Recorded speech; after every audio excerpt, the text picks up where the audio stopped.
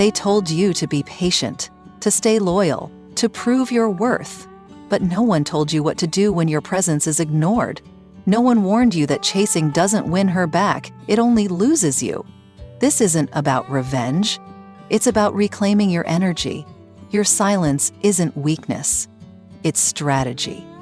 Your disappearance, it's the moment the game changes. And when you stop chasing, everything shifts. Let's begin. Part 1. Masculine men move in silence. Real men don't explain their worth. They don't convince, they don't chase, and they sure as hell don't beg. Why? Because masculine energy doesn't scream, it resonates. It doesn't demand attention, it commands it. You see, when a man truly knows himself, when his presence is rooted in something deeper than appearance or validation, he doesn't need to be loud. He simply exists.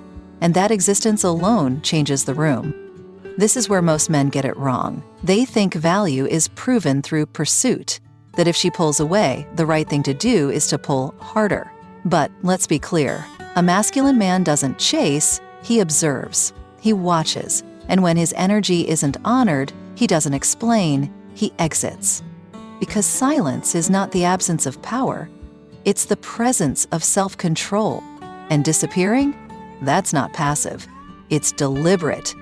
It's the moment he says, I will not continue to be where I am not seen. And that decision echoes louder than any speech.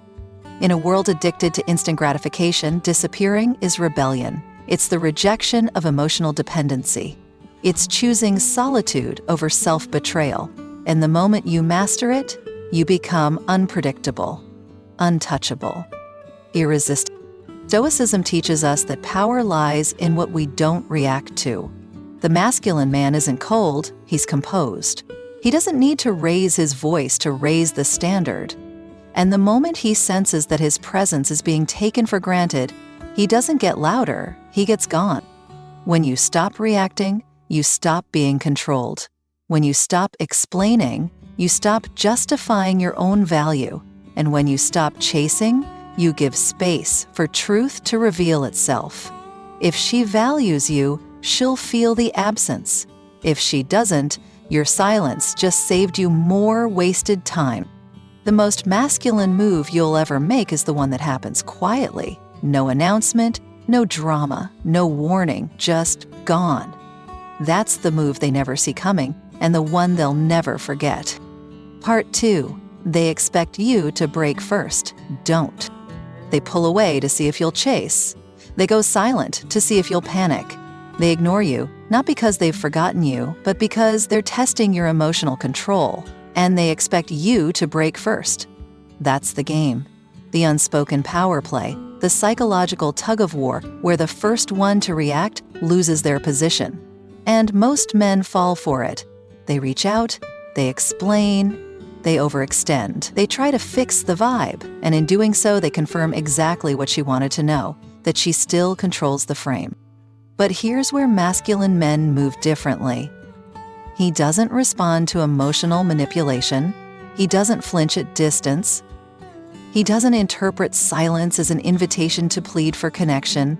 He sees it as information, and he adjusts. He doesn't chase, he calibrates. He disappears not to provoke a reaction, but to protect his self-respect. See, when they expect you to break first, what they're really doing is probing your sense of identity. They want to see if your confidence is rooted in their attention. They want to know if their withdrawal can collapse your inner stability. And when it does, they win. Not because they're better, not because they care more, but because they stayed centered while you didn't. That's why silence is a weapon, not against them, but against your own impulse to seek reassurance outside of yourself. When you don't break first, you shift the frame. You communicate one thing with crystal clarity. I am not moved by games. And that message travels deeper than any words. Stoic masculinity isn't about pretending not to feel. It's about feeling everything and choosing not to be ruled by it. It's understanding that not reacting doesn't mean you're numb, it means you're disciplined. And when you hold that line, when you stay still in the face of emotional bait, something powerful happens.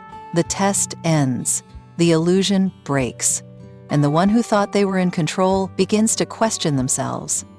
You don't have to prove anything. You don't have to explain your silence. Let time speak for you. Let your absence clarify what your presence once concealed, because the one who expects you to break first usually wasn't strong enough to hold the connection in the first place. Part 3. The power of being unavailable. In a world addicted to instant access, being unavailable isn't a weakness, it's power. Real power. The kind that confuses people, the kind that makes them lean in just to feel what it's like to earn a moment of your presence. Because when you're always there, always answering, always reacting, they stop feeling you. You become part of the background. Predictable, accessible, it's never valued. This is where most men sabotage themselves. They think availability equals loyalty, that always showing up is a demonstration of love. But masculine men know the opposite is true. It's your absence that creates magnetism, your restraint, your refusal to pour yourself into places that haven't earned your attention. You don't become cold, you become selective. And in that selectiveness, you become powerful. When you're unavailable, people start to wonder. They question your priorities, they try to decode your silence. And in that space of uncertainty, their curiosity grows. Not because you're playing games, but because you've become the one who no longer needs to prove anything. You're not running, you're just focused. And that energy, that quiet, centered, grounded focus, it's rare, it's unteachable. It's what separates men who chase from men who attract. Stoicism teaches us to guard our time like we guard our soul. Not everyone deserves access. Not everyone has earned your energy. And the more disciplined you are with your presence, the more powerful it becomes. You're not rude, you're intentional. And intentional men create gravity. Because they don't move for just anyone. When you're unavailable, people start to notice things they once ignored. Your silence becomes noticeable. Your absence becomes louder than your words ever were. And the one who once overlooked you, now they watch. Now they wait. Now they wonder. Not because you chased them, but because you didn't. So be unavailable, not out of arrogance, but out of awareness. Know your value. Know your energy is currency. And if someone wants your presence, let them earn it. Because the man who is always available is the man who is rarely respected. Part 4. Never explain your silence. The moment you start explaining your silence, you hand over your power. You shrink the mystery. You dilute the gravity. And for what? For someone who already heard you before and chose not to listen? For someone who dismissed your words, your boundaries, your effort, and now suddenly wants an answer for your absence? No. Real masculine energy doesn't explain what silence has already revealed. Because silence is not confusion, it's clarity. It's what happens when you stop repeating yourself to someone committed to misunderstanding you. It's not passive-aggressive. It's not avoidance. It's a boundary they never expected you to draw. And the strength of that boundary? It's in your ability to hold it without apology. You see, people don't fear losing access to your words. They fear losing access to your energy, your time, your warmth. And when you remove that, without ceremony, without drama, without justification, they feel it. Not immediately, but eventually. And the silence becomes haunting. Not because it's mean, but because it's undeniable. The last questions. Are you okay? What happened? Why did you disappear? And you'll be tempted to answer, to clarify, to give them the story that makes your exit digestible. But here's the truth. They don't want truth. They want relief. They want to feel better about how they handled you. They want to frame your distance as an overreaction, not a response to their behavior. But when you stay silent, they're left with the mirror. No one else to blame, no one else to argue with, just themselves. And the echo of every moment they ignored your presence when it was freely given. But Stoicism reminds us, speak only when it improves upon silence. And most times, it doesn't. Most times, silence says more than 1,000 words could. It speaks to the shift, to the boundary, to the part of you that no longer needs to be seen in order to feel real. So don't explain. Don't clarify. Don't water down your evolution for the comfort of someone who couldn't hold your clarity when it was still soft. Let your silence do the talking. Let their confusion be their lesson. And let yourself walk forward, light, clean, and unapologetically untethered. Part 5. Disappear without warning. If you're going to leave, leave clean. Leave without noise, without a final speech, without one last attempt to make them understand. Because the ones who deserved your clarity never needed an explanation in the first place, and the ones who didn't see your value when you were present will never comprehend your absence when you walk away. Disappear without warning, not as a tactic, as a standard. When you vanish quietly, something strange happens. The world around you goes still. You stop reacting. You stop feeding the pattern. And suddenly, the person who took your presence for granted begins to notice the emptiness you left behind, not because you tried to make them feel it, but because your withdrawal broke the rhythm they thought would never end. Most people expect closure, a dramatic ending, a clear sign that you're done. But masculine men don't need to prove they've moved on. They don't mark endings with long texts or emotional outbursts. They mark them with distance, with indifference, with a silence that says, "I've seen enough." You see, disappearing without warning is not cruelty, it's maturity. It's recognizing that if you have to fight to be heard, you're already shouting in the wrong direction. It's choosing to stop leaking energy into dead conversations, into lukewarm connections, into people who only pay attention when you threaten to leave. Stoicism teaches us to withdraw with grace, to act, not react, to step away, not to be missed, but to be aligned with truth. Because true peace isn't found in convincing someone to care. It's found in no longer needing their care to feel whole. And when you disappear without warning, you shift the dynamic forever. You give them no closure, no narrative, no scene to replay and justify, just silence, just space, just absence. And in that space, they are left with one thing they can't outrun: themselves. You're not playing games, you're protecting your peace. You're not proving a point, you're preserving your power. Because the man who can disappear without warning is the man who no longer needs the world to understand his worth. He already knows. Part 6. She'll feel it when you go cold. It won't happen right away. At first, she won't even notice. You'll go quiet, less reactive, less available, and she'll mistake it for a phase. She'll think you're just busy or playing hard to get. She'll tell herself she still has time. Because up until now, your warmth was constant, your attention was easy, your emotional presence was always available, even when hers wasn't. But then something shifts. You stop explaining, you stop initiating, you stop softening her distance with your consistency, and that warmth she once relied on begins to fade. You're not angry. You're not petty, you're just colder. And that coldness, she feels it, not because you're being cruel, but because for the first time, she's no longer the center of your emotional orbit. She'll feel it when your responses get shorter, when your tone gets quieter, when your eyes stop searching hers for meaning, when you start listening without needing to be heard, when your energy turns inward, not as defense, but as discipline. And in that coldness, something inside her stirs. Not guilt, not shame, but recognition.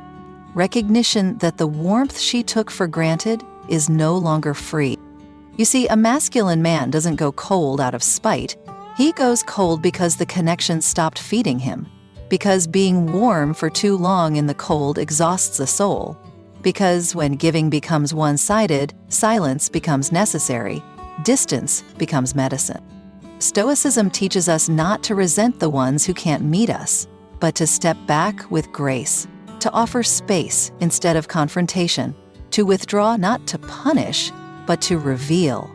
And nothing reveals truth faster than the loss of emotional access. That's the real temperature drop. When she no longer feels your investment, when your presence is still but detached, when you stop making her feel like the sun, she'll feel it.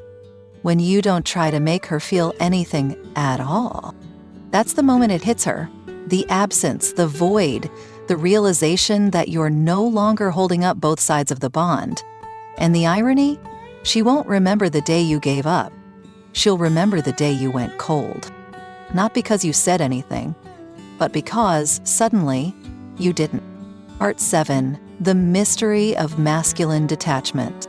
There's something quietly terrifying about a man who detaches with dignity. Not in anger, not in spite, but in full awareness of his value. He doesn't announce his exit. He doesn't plead to be understood. He just stops trying. And that silence, that stillness, it shakes everything. Because masculine detachment isn't loud. It's not emotional withdrawal to manipulate. It's energetic clarity. It's the shift from trying to connect to choosing to conserve. The energy he once gave freely now returns to himself. And that redirection doesn't just change the relationship, it changes the atmosphere. Women feel this shift before they understand it. They can't explain it, they just sense it. The warmth in his eyes? Dimmed. The eagerness in his tone? Gone. He's still kind, still calm, but there's a space between him and the world now. A quiet space that no one is invited into unless they've earned it. That's the mystery, because true detachment doesn't come with bitterness, it comes with boundaries. It doesn't scream, "I don't care." It whispers, "I've chosen peace over performance." And in a society addicted to emotional chaos, that kind of centered stillness is rare. It's confusing, it's magnetic. Stoicism teaches this, to hold yourself so steady that the world must slow down just to keep up with your rhythm. Masculine detachment is that rhythm. You no longer chase what pulls away. You no longer argue to prove your heart. You no longer bleed for validation. And the result?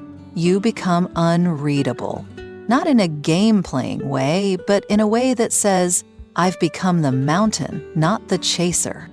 They won't know how to reach you, not because you've shut them out, but because you're no longer standing where they last left you. And when a man detaches without chaos, when he simply reclaims himself, he becomes unforgettable, not for what he said, but for what he didn't. Because emotional detachment, when it comes from truth, creates a mystery no one can solve. And that mystery, that's what lingers, that's what echoes, that's what makes them realize too late that they were never forgotten, just no longer needed. Part 8. You were the lesson, not the mistake. In the beginning, they might say you were too much, too intense, too emotional, too unavailable, too cold. They'll tell themselves a version of the story that makes them feel better. Because owning the truth? That would mean admitting they mishandled someone who meant more than they were willing to admit. So they label you the mistake, the detour, the phase. It's easier that way. But time tells a different story. Because time has a brutal honesty, and eventually, when the noise fades and the distraction ends, something sinks in. You weren't the mistake. You were the moment. That forced them to confront everything they weren't ready to hold, the love they couldn't return, the honesty they couldn't match, the presence they didn't know how to respect until it was gone. You see, lessons don't come wrapped in comfort. They arrive through contrast, through the loss of something real, through the silence of someone who once gave everything and then stopped. You didn't need to punish them. You didn't need to prove anything. Your absence became the mirror. Your detachment became the consequence. And while they may try to rewrite the ending, their heart knows. It knows they fumbled something steady, something clear, something rare. Stoicism reminds us, don't beg to be remembered. Be unforgettable. by the way you walk away. With calm, with dignity, with zero explanations.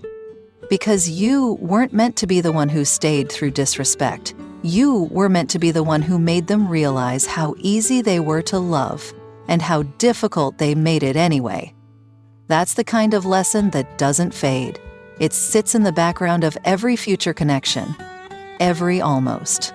Every not quite. And deep down, they'll compare, silently, maybe, but they'll compare. And when they meet someone else, and that person doesn't see through them the way you did, when they don't feel that same grounded presence, that same unspoken intensity, they'll remember you. Not as a memory, as a reference point, as the one who showed them what it meant to be loved with quiet strength. You weren't the mistake. You were the correction, the interruption to their pattern. The moment they realized not everyone stays, especially not the ones who know their worth. Part 9, they come back for the feeling, not for you. They say they miss you. They say they've changed. They reach out after weeks or months, sometimes longer, with a tone of warmth and familiarity like nothing ever happened. Let's pause. Look deeper. Because more often than not, they're not coming back for you. They're coming back for the feeling. They miss the version of themselves that existed when they were around you. The calm, the confidence, the attention, the emotional safety net you unconsciously created. They miss the way you made them feel seen, without judgment, heard, without interruption, wanted, without conditions. That's the part they crave. Not your boundaries, not your growth, not the work you've done to evolve in your absence. They miss the energy, the dynamic, the comfort, the version of them that your presence allowed them to access. And the moment they feel lost again, they remember you, not because they value you now more than before, but because they want to feel that high again. But here's what a masculine man understands. Just because someone returns doesn't mean they're returning for the right reasons. Stoicism teaches us to look beyond impulse, to ask, why now? What shifted? Is this love? Or is this withdrawal from someone else? Is this realization or regret? And when you ask those questions honestly, you'll start to see the pattern. They don't miss you. They miss what your presence fixed in them, what your patience made them believe about themselves, what your energy distracted them from facing. So be careful. Don't confuse their return with recognition. Don't confuse their message with maturity. Don't confuse their longing with love, because anyone can want a feeling, but few are willing to earn the person who created it. You're not a feeling. You're not a dopamine hit. You're not a phase they can revisit when the world gets lonely. You are a man who has built something sacred, stillness, stability, self-worth. And if they didn't value that when it was given freely, they don't deserve access to it now that it's refined. Let them miss the feeling. Let them sit in the space where your energy used to live, but don't give them another chance to consume you. Because when someone returns for the feeling, but not for you, what they're really saying is, I don't want to rebuild. I just want to feel better. And that's not love. That's dependency dressed as nostalgia. And you've outgrown both. Part 10, you were silent because you outgrew the noise. They thought your silence meant you were hurt, that you were waiting, that maybe you were punishing them. They thought if they waited long enough, you'd come back and explain yourself, clarify the silence, fill the void. But what they didn't realize was this: your silence wasn't about them. It was about evolution. Because silence isn't always pain. Sometimes it's peace. Sometimes it's the sign that you've finally stopped trying to fix what was never yours to carry. Sometimes it's the sound of a man who no longer needs chaos to feel connection, of a man who doesn't need to be heard to feel valid, of a man who has outgrown the noise. You see, when you're still operating from wounded places, you react to everything. Every delay feels like rejection. Every cold tone feels like abandonment. Every silence feels like punishment. But when you heal, truly heal, you stop reacting. You stop chasing conversations that go nowhere. You stop trying to be the one who makes it work. That's why your silence became so powerful. Because it wasn't empty. It was full. Full of realization. Full of self-control. Full of things that no longer needed to be said. And when they finally looked back to find you, they didn't find the man they left. They found a man who had moved forward, not in anger, but in clarity. Stoicism doesn't teach us to suppress our emotions. It teaches us to master our responses. And silence, that's not suppression. It's selection. It's knowing that your peace is more important than their comfort, that your time is more valuable than their confusion, that your growth matters more than keeping a connection alive that was rooted in noise. So, no, you didn't go silent because you were weak. You went silent because you were finally strong enough not to need the last word, because you realized that not every ending needs a performance. Some just need closure, and sometimes that closure is private. You outgrew the noise. You outgrew the dynamic. You outgrew the version of yourself that would have begged to be understood. And now you move different, quieter, sharper, stronger. And the ones who couldn't value you in your softness will never deserve you in your silence. You made it to the end. Not just to the end of a podcast, but to the edge of the old version of yourself. The version that begged for clarity, that chased validation, that mistook inconsistency for intimacy. And now that man is gone. Not because you buried him in bitterness, but because you outgrew him in silence. You didn't just listen to these words. You absorbed them. You sat with them. You let them echo through the places inside you where you once used to react, overthink, apologize, overextend. And now, you respond with stillness. You walk with awareness. You stand with unshakable calm. You've become him, the man who disappears when his energy isn't on. The man who doesn't explain what silence already made clear. The man who no longer needs to be understood because he understands himself. And if this series helped you shift even slightly toward that kind of man, then I thank you. Not just for listening, but for doing the hard thing, for choosing discipline over drama, dignity over desperation, stillness over noise. If you found truth here, share it. Send it to the man still waiting for closure, to the one still mistaking reaction for connection. He needs this too. And as for you, keep going, keep building, keep becoming. You said nothing and still said everything. Thank you for becoming him. Thank you for becoming you.